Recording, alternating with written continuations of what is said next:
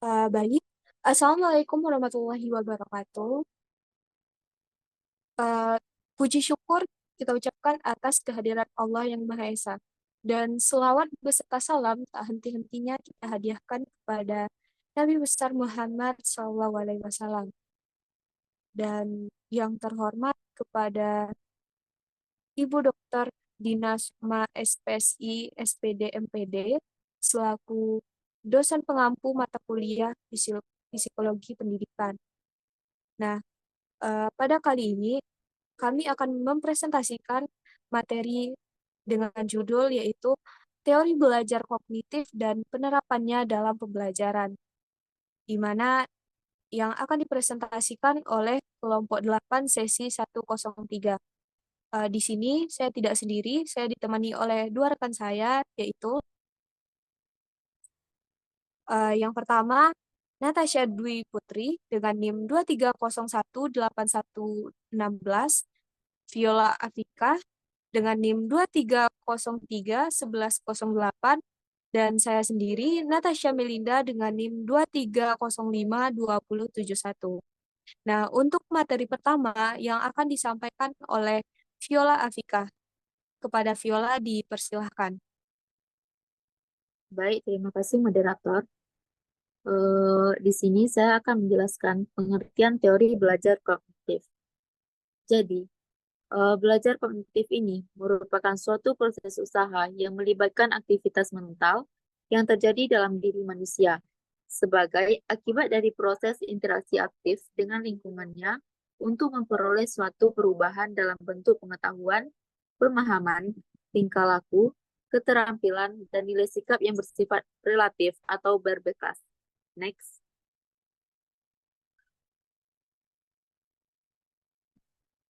Selanjutnya, pengertian teori kognitif menurut para ahli. Yang pertama, menurut Jan Piaget.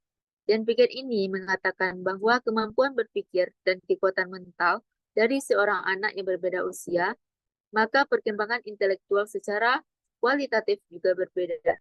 Oleh sebab itu, Jan Piaget ini mengklasifikasikan perkembangan kognitif yang terjadi pada seseorang secara kualitatif ke dalam 4 tahap.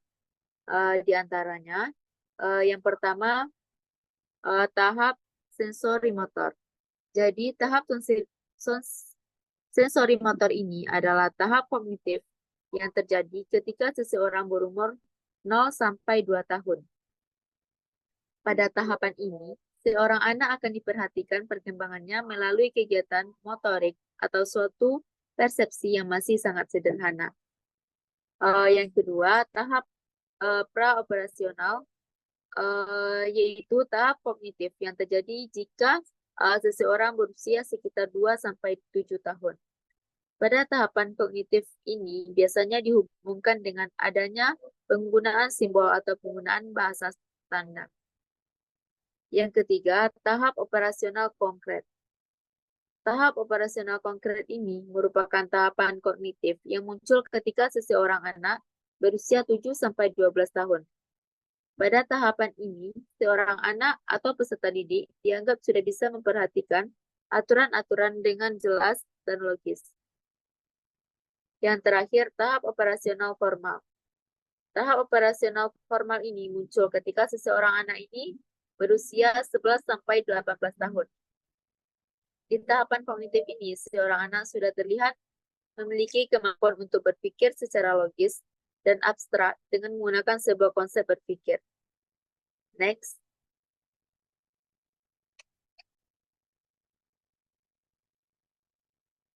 Yang kedua, menurut David Eusubel. Jadi, Eusubel ini menekankan bahwa pembelajaran bermakna terjadi ketika konsep, prinsip, dan informasi verbal terintegrasi dengan baik oleh guru. Ia mengelompokkan pembelajaran menjadi 2 jenis. Yang pertama, belajar bermakna. Dalam hal ini, belajar yang bermakna dapat diartikan sebagai sebuah proses belajar yang dimana informasi baru selalu dikaitkan dengan suatu pemahaman yang sudah dimiliki oleh seorang yang sedang belajar. Yang kedua, belajar menghafal. Belajar menghafal ini adalah suatu kegiatan di mana peserta didik berusaha untuk menerima dan memahami suatu materi pembelajaran yang telah diberikan oleh gurunya, seperti buku. Selanjutnya, next.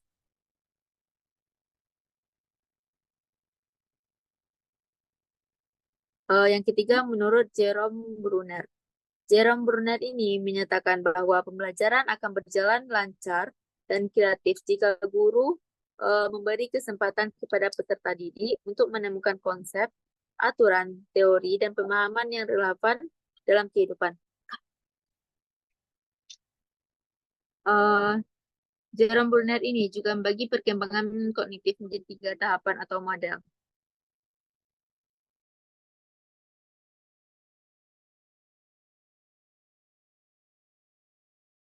Yang pertama, tahap enaktif. Tahap enaktif ini merupakan tahap kognitif yang dimana seseorang sudah bisa melakukan berbagai macam aktivitas agar bisa memahami suatu lingkungan yang ada di sekitarnya. Misalnya, peserta didik mampu untuk menendang bola, tetapi tidak mampu untuk menggabungkan ide atau menggambarkan kegiatan itu lewat kata-kata. Yang kedua, tahap ikonik. Tahap ikonik ini merupakan tahap kognitif ketika seseorang sudah mengerti berbagai jenis objek atau dunianya dengan melihat gambar-gambar atau visualisasi verbal. Yang terakhir, tahap simbolik. Tahap simbolik ini merupakan tahap kognitif ketika seseorang sudah memiliki kemampuan untuk menciptakan gagasan atau ide-ide yang bersifat abstrak, dan biasanya akan dipengaruhi dengan kemampuan yang dimilikinya, seperti kemampuan bahasa dan kemampuan logika. Mungkin sekian yang dapat saya jelaskan. Saya kembalikan kepada moderator.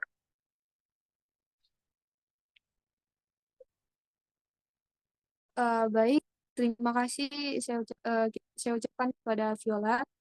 Selanjutnya materi tentang prinsip-prinsip yang akan dipresentasikan oleh saya sendiri. Nah, prinsip-prinsip belajar menurut teori kognitif. Berdasarkan pendapat dari Dr. Andes Bambang Warsita, dia menyatakan tentang prinsip-prinsip dasar teori kognitif antara lain. Yang pertama itu, pembelajaran merupakan suatu perubahan status pengetahuan, yaitu, kenapa demikian? Status pengetahuan ini dari yang tidak tahu menjadi tahu. Nah, kemudian yang kedua, peserta didik merupakan peserta aktif di dalam proses pembelajaran, di mana contohnya di sekolah itu peserta didik ini bisa kita katakan adalah seorang siswa, yaitu mereka yang aktif dalam proses pembelajaran. Yang ketiga itu menekankan pada pola pikir peserta didik. Selanjutnya yaitu menekankan pada pengalaman belajar dengan memandang pembelajaran sebagai proses aktif di dalam diri peserta didik. Nah, maksud menekankan pada pengalaman belajar yaitu eh, setiap siswa diberikan fase-fase. Nah, di fase-fase inilah kita menerapkan suatu pengalaman belajar dari siswa yang menengah, atas, sampai ke tingkat berikutnya. Kemudian yaitu menerapkan reward atau punishment. Nah, reward ini kita berikan yaitu kepada mereka, yaitu peserta didik yang contohnya dia sudah eh, memberikan eh, memberikan suatu presentasi atau prestasi yang baik, maka kita berikan reward berupa pujian atau hadiah dan sebagainya. Dan punishment-nya contohnya ketika mereka terlambat. Nah, kita berikan punishment-nya contohnya suatu aturan yang sudah mereka sepakati dan supaya mereka tidak akan mengulanginya kembali. Nah, slide next. Kemudian yaitu penerapan teori belajar kognitif dalam pembelajaran.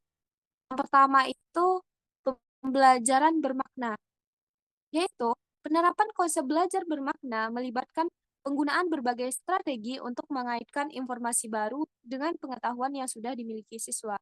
Nah, kita tidak boleh menerapkan, contohnya kita ini menerapkan strategi dengan apa yang siswa itu mudah pahami atau mudah siswa pikirkan. Jadi secara sistematis. Dengan kita berikan sebuah contoh, siswa itu bisa membayangkannya.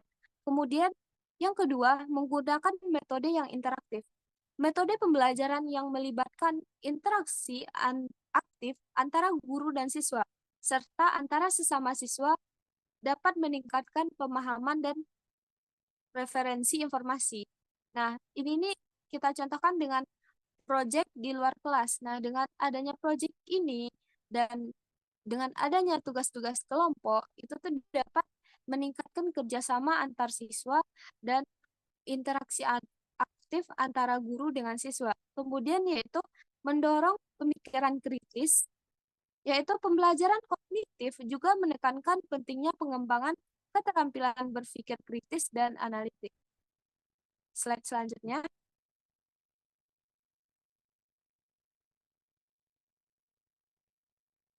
Nah, uh, slide tentang materi, kelebihan teori belajar kognitif dan kekurangannya yang akan dipresentasikan oleh Natasha.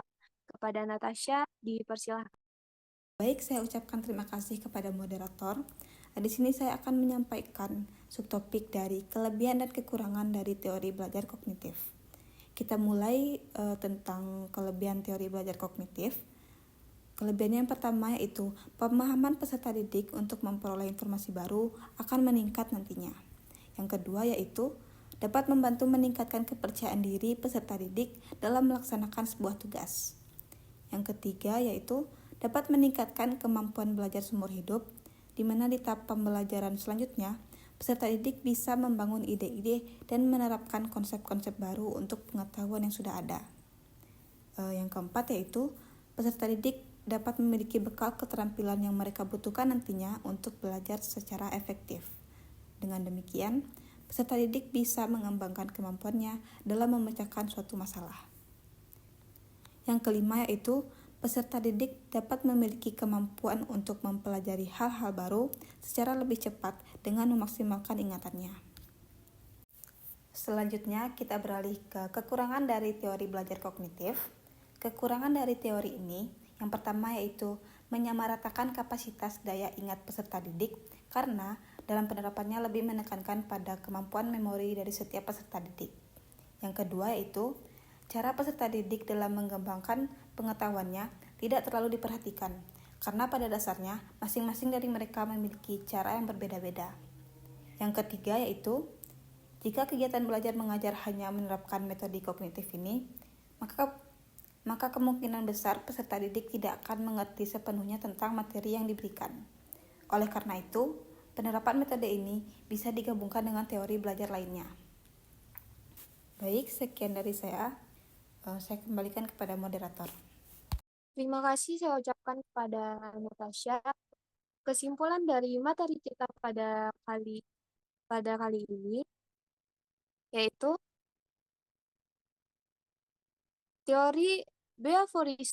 teori kognitif ini menekankan tentang pentingnya struktur mental dan cara individu membangun pengetahuan berdasarkan pengalaman. Dalam konteks ini terdapat beberapa prinsip penting seperti aktivitas mental yang proaktif, pendekatan konstruktivisme di mana siswa dapat membangun pengetahuan mereka sendiri serta kemampuan transfer pengetahuan ke situasi baru. Penerapan teori belajar kognitif dalam pembelajaran tercermin melalui metode seperti pembelajaran berbasis masalah dan diskusi kelompok dan mendorong keterlibatan aktif antar siswa. Dengan memahami dan menerapkan prinsip-prinsip ini, pendidik akan merancang strategi pembelajaran yang lebih efektif sehingga dapat meningkatkan hasil belajar siswa secara keseluruhan. Baik, hanya itu saja presentasi dari kelompok 8 pada hari ini. Terima kasih dan saya ucapkan Assalamualaikum warahmatullahi wabarakatuh.